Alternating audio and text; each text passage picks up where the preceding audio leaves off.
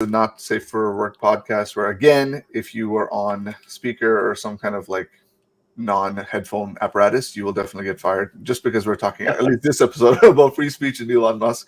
Seems to be a reason why people quit and do all sorts of crazy stuff. But anyway, yes, I think since we last did this, we took a week off and we haven't been back since. We went on Sean's podcast a few days ago. But since we did that, Elon bought Twitter. It's just official. It's there.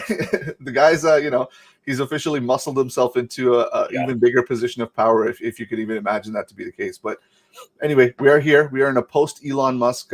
Actually, he has that period where he has to kind of like play nice and all that stuff. But theoretically, he's bought Twitter, and we're in a post-acquisition world, I guess you could call it. What do you think, Sean? What's going on, man? What's going on in the world where you are, and what do you think is going on? So let me tell you, man. It was so funny. Like, we've been talking about Elon and Tesla and some other things, but sort of by accident. We didn't really. It's not like we were calling anything like this. So I wish I could say like, oh, we knew this, but of course we had no idea. So we knew. We were waiting to tell everybody about this, but yeah, it's crazy to think that. I guess what's so surprising to me about the whole thing is just the amount of vitriol and hate that's blowing up around this. Like, people aren't even talking about like what could happen or what they're going to do. They're making assumptions like the wild things that you hear about this already, even that are so. I'm not talking about what he's going to do with the company. I mean, even like categorically false understandings of how privatization works, how you're going to buy. It's like, oh my Lord. And then of course, then it feeds over into free speech, and then it feeds over into Tesla, and then it feeds over into. Then Elizabeth Warren, once again, we're coming out and attacking. What's she say now? She's basically saying like this shouldn't be allowed because he shouldn't have control over it. And it's like, what she's saying is, Twitter? Basically saying if they taxed him more, he wouldn't be able to buy this. God. It's like, that would stop it. That's not how the economy works. But anyways, what I wanted to talk about today, and I'll let you kick it off, is, what you think about Elon buying it, what you think this means for free speech, and also sort of what the reactions are, and then one thing I want to talk about too, if we have time, not we don't have to fit it in today, but I'd love to talk about like what we think is going to happen with student loans, because like this is I don't want to just talk finance and stocks on here, but like it's so funny how like so much of this stuff goes full circle. Like every event that happens seems to be more and more like putting the sides against each other. I thought for sure, I'll be honest with you. Let me say this to kick it off. I'm probably naive, and I get that.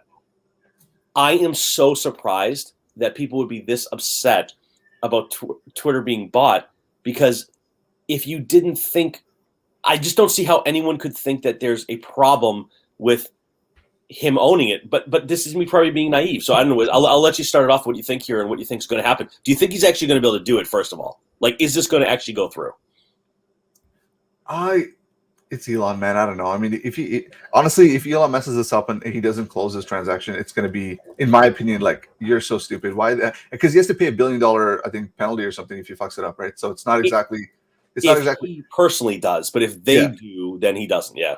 Yeah, exactly. So it's like, Elon has a chance of doing that. Maybe just to troll people, to be like, oh, look, it's just $1 billion. Here's a drop in the bucket, right? Just to troll it. He'd be trolling the entire world if he did that. Imagine that, right? But the thing is, like, we'll touch on the student loans in a bit, but just to address that one real quick, I feel like there's always been problems in this world, of course, right? Especially in the first world, we tend to look at a lot of issues and like it either gets swept under the rug or it sort of gets shelved for another time. I feel like student loan especially is one of those things where it's like that combined with another problem. If they slowly touch, boom, we're gonna get a massive explosion. And you're right, they're getting closer and closer to touching, and it's just, I don't know. It feels like there's something ominous down the line, and that might just be because of all this crazy rhetoric and all these people getting offended and stuff. It might be affecting normal people who are just kind of like whatever about it. Mm-hmm. So there's something to be talked about there, and there's student loans we have to do like a 10 episodes on. I'm pretty sure that there's a big problem there. So we'll maybe touch on it a little bit now. But for the Elon thing, yes, I think it's going to go through. I really like if it doesn't go through, I think Elon Musk truly is like, I don't care about free speech. He might just be trolling. But I don't think that's the case. I really do think he cares about it enough to actually, try to go and make this thing happen. But who knows at the end of the day. But the thing is, yeah. Go ahead. No, I just want to say, like, I know from like my whole like community is like the tech community from the people I know. There's a mix. Okay, there's people that are super offended from every freaking little thing, and there's people that are like super the right wing or whatever you want to call it. Okay, I mean not that right wing people can't get offended, but you know what I mean. So the point is, this whole quitting because of a free speech type situation is like a real thing. And I had this debate with a friend of mine. I'm like, dude, why do you care so much? And this is my question to anyone who's watching or whatever the case is, right? Like, what really is the point? I understand if you're like a free speech advocate and you want to put yourself on that level. Sure. I get that. That's totally fine. Or I even understand if something offends you, like something that Elon might say might offend you. Okay, fine. So what? Like, so what? Like you're here. Elon is there. So what? You cannot go and change someone else in terms of what they think and what they talk. It's the old adage, right? You can't teach an old dog new tricks. So now all these younger generation, like people who are of this type that are just getting super offended, they're growing up as old dogs instead of learning new tricks. So it's like people just need to understand that like anyone has the right to say stuff, with Twitter or not. This society has been a free speech society regardless, okay? We're just talking about Twitter and the online situation now, right? So they're trying to quell people's speech from the public space where, you know, me and you could be walking saying something and then someone can come up to us. Like, have you seen that video of that lady on the plane? I think it's an old one where the guy was wearing like a Trump shirt, right? And again, I don't give a shit about Trump. I'm just saying, right? She was wearing like a Trump shirt and she was like, well, you know, he doesn't care about environmental change and all this. It's like, dude, shut up. Like, we're trying to take a flight.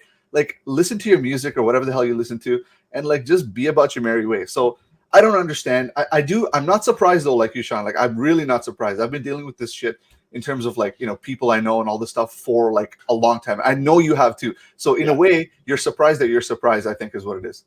Yeah, yes, that's probably a fair assessment. Like, there's so much irony in what happens when things like this come out, on both sides of it. So yeah, just to speak on sort of the left for a second, I'll get to the other side too.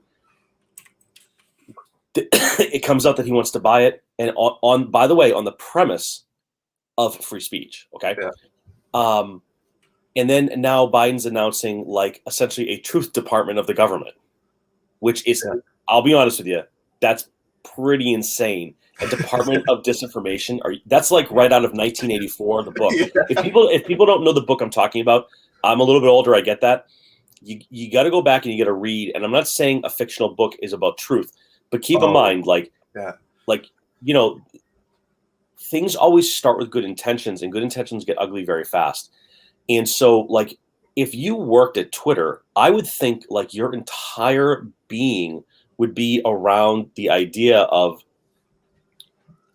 allowing more voices to be heard and more amplification, not weighing or weighting certain ones over others. And who knows if that's even happening? I know it seems like it is, but let's wait until everything gets released and we find out. But it's the same on the right. They're doing the exact thing that like I didn't want to see happen. Where like now all of a sudden it's like, yeah, now we're coming for you. Now we're gonna do. It's like, no, man, no. It should be like, it should be really simple. Like, hey, let's just all be good to each other. Let's minimize the hate and have open conversations. And you know, before the podcast kicked off, I was actually just talking to you, Shabari. For anyone who wasn't, you wouldn't have heard this. I was saying, like, I noticed that this is getting to be this way around every topic. I know we're talking about Twitter and free speech and a lot of politics with that. But that said, though, like, you can go on Twitter and say that you dislike a stock and give 5 clinical statistical reasons why you disagree with it. And you are instantly like attacked. You're an idiot. You're a moron. You don't know what you're talking about. And then people agree with you. We're like, no, after those other people, they don't know what they're talking about. It's like, people. But you know what this is, though, right?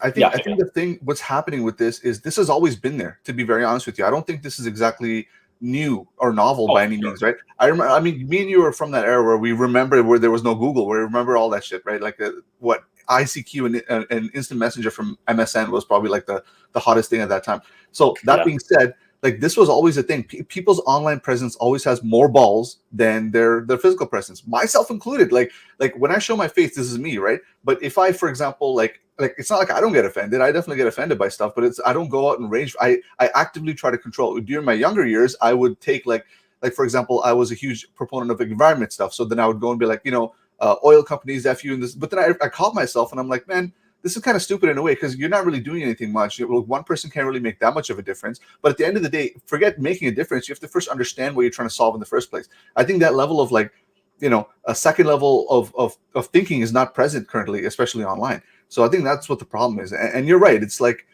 this has always been there, but now I feel like everyone is wearing their hearts, emotions, their like wallets, everything on their shoulders. Like it's all out there, for you to see.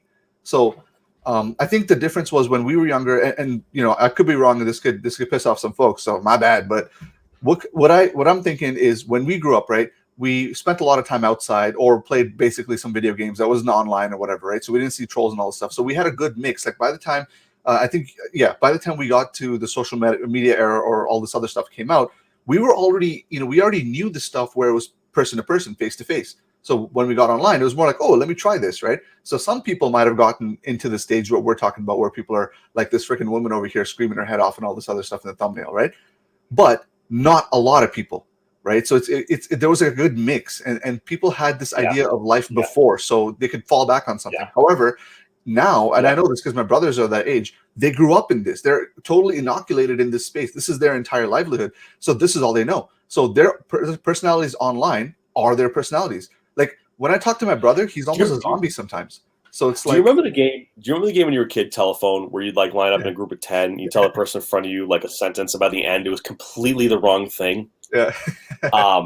I think about this today because I see the conversations that I have with people in person, and then I see them on like Twitter as an example, and now I see them on TikTok in the comment section there, and it's like I could have been. I've seen this picture since I was a kid. It shows a whole group of people at a stock exchange in a big line, and one person says like, "Hey, can I borrow your Excel sheet?" And then the next person's like, you need a sell sheet? And the next person's like, did you say sell? The next person's like, sell. And by the time it gets down the line, everyone's like the stock's been completely sold and gone. And the guy at the front's like, man, I wonder what happened there. It was a pretty good company a little while ago. And that's what happens is like, I think people don't realize that. So part of this actually, I believe, comes from the fact that many, many folks, Drew, I would do that too, by the way, just for what it's worth. I would change the message sometimes to have some fun with it. I think part of it comes from the fact that there is a huge assumption that we're all making that like somehow or another we're seeing things in a neutral standpoint, or that we have full access to everything. I'll give you a real example of this. My family's from Ireland, okay? And so growing up, my father would get like we were in Boston, right? So we would get the Boston Globe, but he'd also get the Irish Times sent to the house. Okay. Yeah. And the cover stories between the two, I remember one day I was like, do I live on a different planet? Like how can what's going on in the rest of the world be so different? And I think newspapers are a great example of like the world you described when we were kids. We'd go outside and play. Like you always live in a bubble, whether you want to admit it or not, right? Right. The bubble can be big, it can be small, but when you're a kid, you know the kids in the neighborhood, the kids you go to school with, and then maybe you watch some TV. But TV's also like what you want to be told to see, and the advertisements that are on it are what you get to see.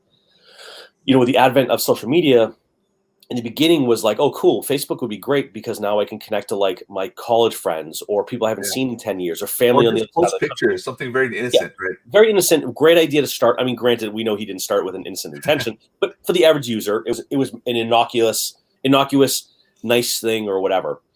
Now, like the echo chamber effect has reached a point of the reason why Elon's doing this, I think we all can agree, is the echo chamber effect has actually created two entirely different segmentations of the planet.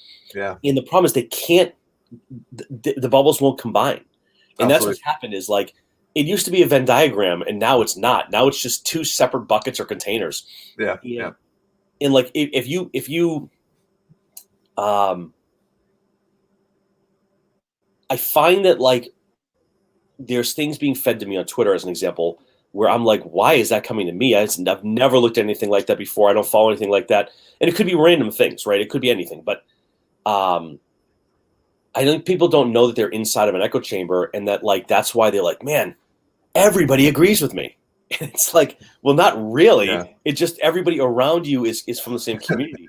Your point as well, Just a point about how like the media drives this. The pictures you have in our background of the triggered pictures, right? How many? Those are the same pictures for years that have been used to show like them losing their minds after Trump won.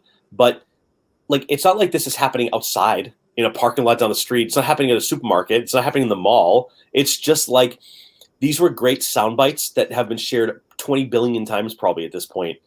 And by the way, same thing with like, because they were just absolutely ridiculous. Of course, but that's the thing is we would have recognized this before as just being ridiculous. It's an attention-seeking ridiculousness thing. Now the problem is kids are coming out of school and their goal is like, well, after I graduate, I'm going to become an activist. And although I agree really? Oh yeah. I mean, and don't get me wrong, by the way, for the record, I think it's great and necessary that you stand up for and believe in things that you believe in. And I think it's absolutely 100% honorable to go and fight for what you believe in. I also think that putting a label on it is something weird, don't you think? But the problem, Shabari, is I didn't know what I know now at 21. I know what I know now, approaching 40.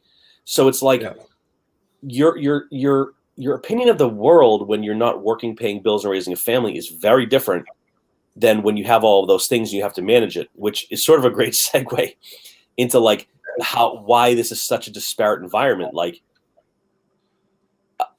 I'll give you a perfect example. You know what I think is happening, man? I'll be honest with you. I think the one thing that's happening, and I know this again because I have younger siblings and all that, but what's happening is you know how like they were blaming millennials for being lazy and all this other stuff and whatever, right? And for partly that might have been true, whatever the case is. But I think what's happening is this Gen Z generation, they're sort of completely different than what we're used to, but they're so present online. Plus, on top of that, they're getting all the same crap that millennials got. Like not from people, but I'm talking about from society. Like it's harder to buy a home. It's hard, all the same stuff.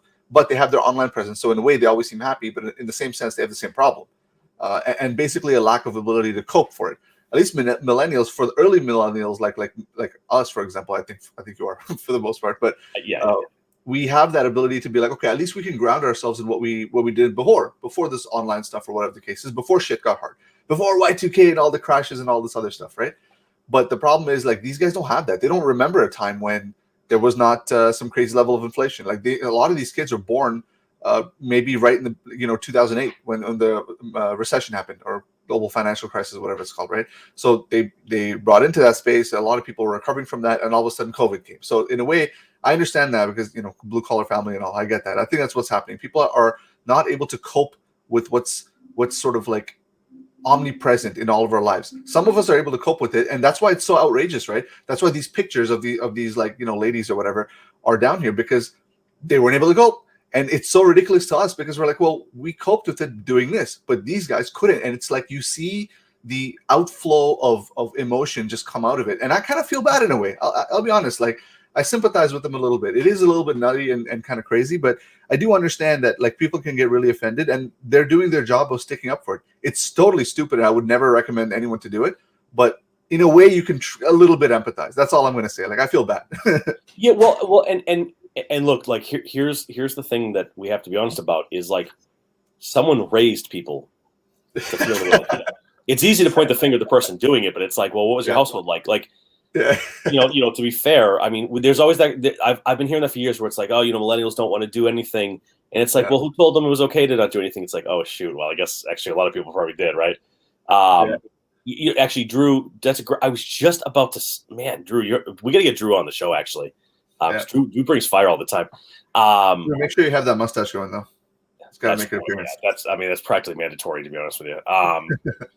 I think the problem is in years past, and I know 1,000 people can come on and tell me I'm wrong, but just I'll say for myself, there was never a point where I felt like I wasn't smart enough to figure something out. Maybe that meant I had to work overtime, or I would work a job on the weekends and night, whatever. Right? It didn't matter to me. I was willing to do it to get where I wanted to be.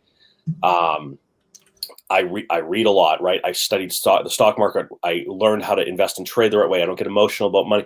Like all sort of the baselines of like how I've been able to get to where I am. And, I've started some businesses, and I've sold some businesses, and I've and all these kind of things. And I think that there's a general sense of like I call it the give up. It's like the great give up. You heard it here first, okay? Hashtag the great give up. And I think what's happening is, yeah, Drew. Seriously though, we are happy to have you on. By the way, just to call that out, like, I'm giving up before I even start because it's already hard and I'd rather not fight it. Yeah. So and what's the point, right? What's the point? Well, like, I grew up in an area that was really expensive. Okay. Yeah. Now, granted, it was actually a really bad area, but because it was so close to Boston, the prices were high. Oh, totally. I know what you mean. Yeah. Yeah. Like just proximity. So, we got married. We go and get an apartment. We have a kid, and we're like, okay, this area is too expensive too. So we just kept.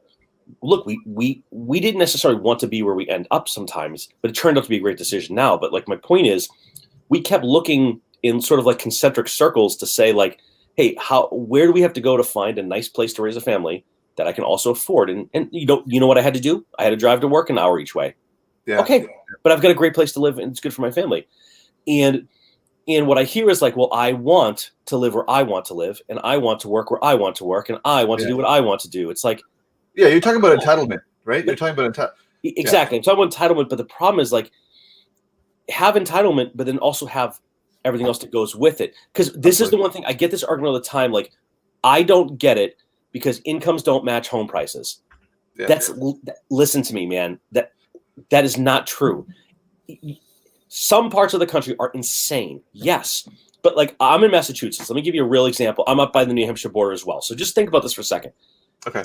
Within a mile down the street, a quarter mile up the street, there's a house for $1.5 million. Okay.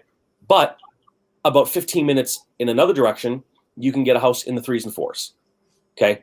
And entry-level jobs for things like business development reps, SDRs, I'm talking stuff that you just need a basic, actually, I'd love to talk about USDA too, Drew, in a second. Just entry-level jobs in tech and sales are paying 60, 70, 80 out of school. This isn't my opinion. I'm not guessing. I'm telling you for a fact. I hire positions all the time. That's the pay to hire. When I hire new AEs, we're talking 200 OTE, 200K OTEs, okay? So I understand that not everyone does those jobs. I totally get that. And it was funny, too. I was actually just commenting to my wife earlier today that we saw a sign that our bus company that picks the kids up is hiring.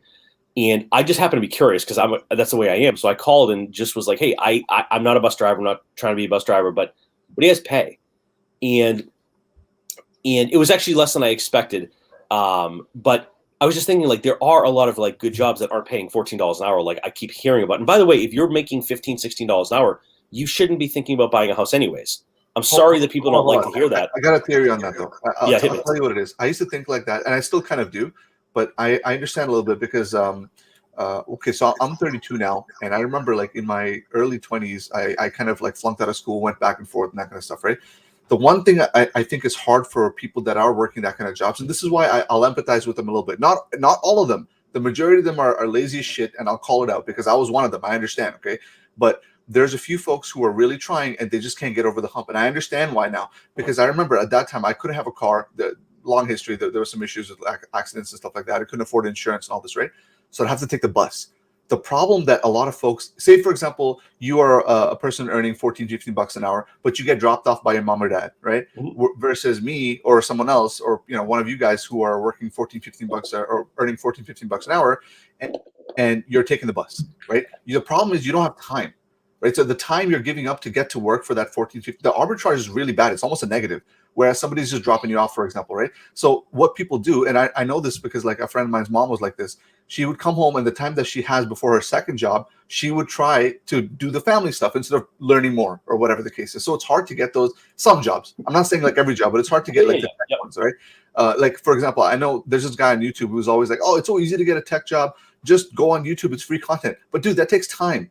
Right, so some like a single mother who's 35 or whatever with like a kid or 2 kids or whatever is not going to have the time. She's rather going to come home and make a sandwich or something like even if it's a spam sandwich for a kid rather than watch a YouTube video on how to code JavaScript. So in some extreme cases like that, I think there's that problem where they're not able to allocate time. I to be clear, I think we both agree here. We're not saying that like it's a perfect system. There's a bell curve no matter what. There will be people who outperform and underperform, and then the majority are going to be under the bell. I think, though, the key is, like, Drew just made a great comment, like, he leveraged the USDA program to get a house, and then they were able to sell it for a big profit. And for those who don't know, like these programs exist. It's funny, we're all over the map today, but like USDA is a program for 100% mortgage based on certain areas that are, by the way, all over the country in the US. I know we have viewers from different places, but like in the US, the USDA is a program that allows you, based on an area, to put 0% down. Where when my wife and I decided to come out to where we are, this was a USDA area. We also were able to do 3.5% down, so we just did that because the rate was better. But like before people like give up and say like there's no chance, just keep in mind there are programs. And even like I know this is a majorly not popular thing for a lot of people, but you can go into the military and you can come out and get an education and you're going to make decent money when you're in there. Or at least I know it's not a ton of money. I know that, but it is paying. So there are options out there. Actually, we talked to Chris Patel all the time, who's in the military, right? And I think this brings us back to like, brings us right back to the whole idea of like everything we're saying. This might be a funny one, Shabari, to bring it back, but everything we're saying comes back to this idea of free speech to say these things to each other out loud on a podcast.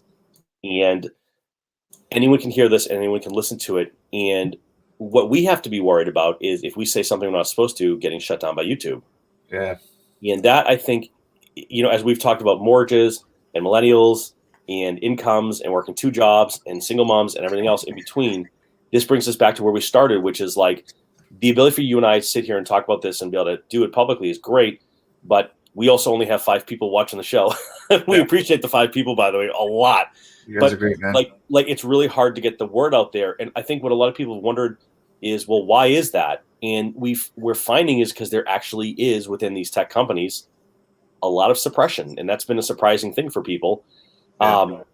I saw one chart the other day that was showing like political contributions by people who work at the top tech companies, and it was insane. It was a wild number, like 90+% only donate to Democrats. Yeah. Which, by the way, I'm all for supporting whatever you believe, by the way, just for the record.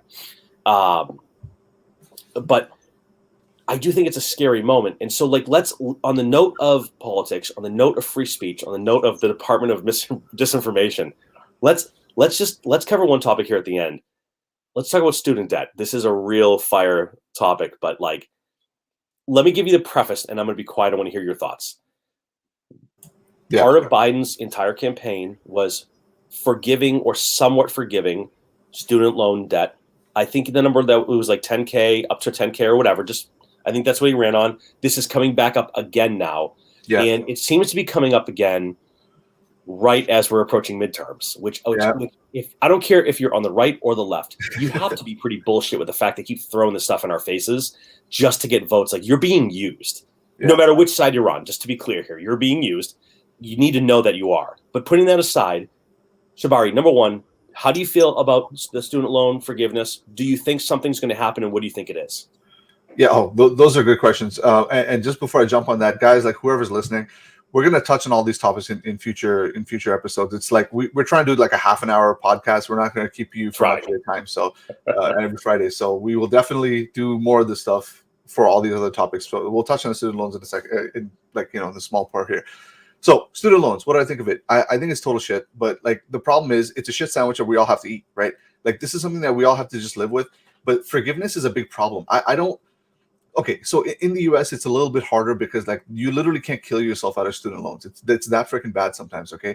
So I understand people put themselves into crippling debt. So in a way, it's like, I see the problem. I don't think a full forgiveness is going to do anything. I think maybe what's that company called where they go to do the collection of the student loans? Like maybe don't fucking privatize that shit. Like keep it within the government. Do something that's a little more forgiving in terms of repayment plan. So in Canada, it's the same thing. So there's a thing called OSAP, right, in Canada, and it's very, very lenient, like very forgiving. And the schools here are pretty good. Like I went to University of Toronto, right? So that's like one of the top schools in North America. And like I'm under crippling student loan debt. I've went to 3 different schools to try different stuff.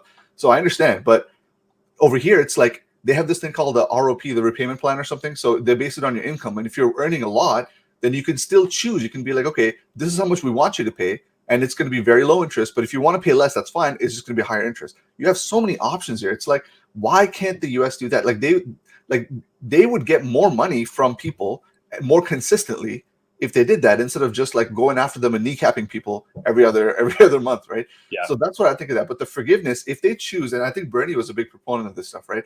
If they choose to do this stuff, holy shit, man, we are going to have a storm of like epic proportions. I mean, financially speaking, because it is what the number one problem in terms of like how much we'd have to cough up to forgive this student loan crisis. So it's definitely something that we have to do a few episodes on. But what I think of it, I think it should, for now at least, stay the way it is, because I don't like, we need a better solution instead of just like, the problem right now is everyone is polar, right? People are saying either get rid of it or don't get rid of it. Like, you know what I mean? It's everything is on one side. It's either red or blue. There needs to be some middle. There needs to be a, okay, we will work on a repayment plan that helps people under a certain amount of blah, blah, blah. Or if you haven't gotten a job after school in 3-4 years, then don't worry about it until you get a job. You know, something like that. I'm just proposing ideas here, right? But yeah, well, and I think the problem is when you run on something like this and you do have control over it to a degree, you do have to do something or put it out there to be shut down in Congress or wherever. But like, you do have to do something. Otherwise, like, what do you keep bringing it up for every time there's an election? It starts to get kind of silly. Now, here's the thing, though. I agree with you 100%. I'll make a quick point here. We can cover it next week. But like, I think there's a realm of differences between do nothing and wipe them completely out. It could be like zero interest from now on federal loans in the U.S. Right? Why should the government make interest on it if people are struggling? Right? It could be some sort of reduction. It could be lengthening the term and shortening the payments. Right? There's a million ways you can play with the numbers. You can manipulate them. Whatever. It's no difference than like looking at any other loan you have. Right?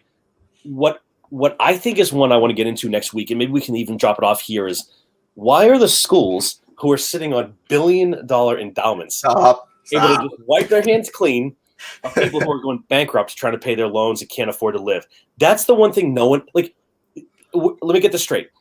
We're going to blame the people who took them, the people who gave them, and everyone who likes and doesn't like it, but we're going to completely be like, hey, it's cool. But hey, by the way, it's totally cool that like Harvard's sitting on billions of dollars of just being invested.